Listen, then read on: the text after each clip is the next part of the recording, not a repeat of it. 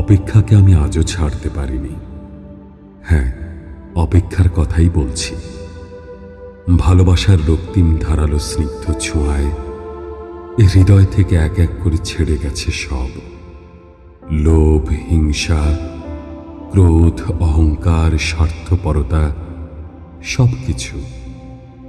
কিন্তু অপেক্ষা অপেক্ষা আমাকে আজও ছেড়ে যেতে পারেনি। আমি ভালোবাসার জন্য সব কিছু ছেড়েছি, শুধু অপেক্ষা ছাড়া। অপেক্ষাকে আমি আজও হৃদয়ের গহীনতম অংশে অবরুদ্ধ করে বেঁচে আছি।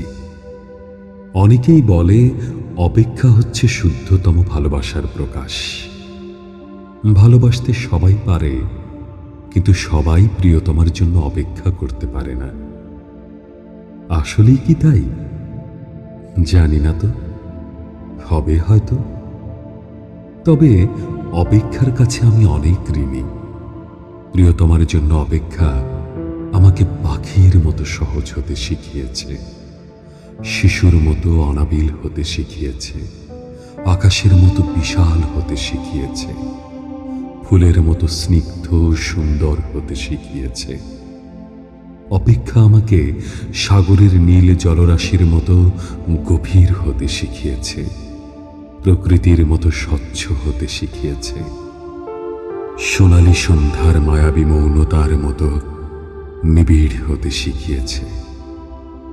শেষ পর্যন্ত অপেক্ষা আমাকে কবিতার মায়াবী অনিন্দ্য ভুবনের কাছে নিয়ে গেছে।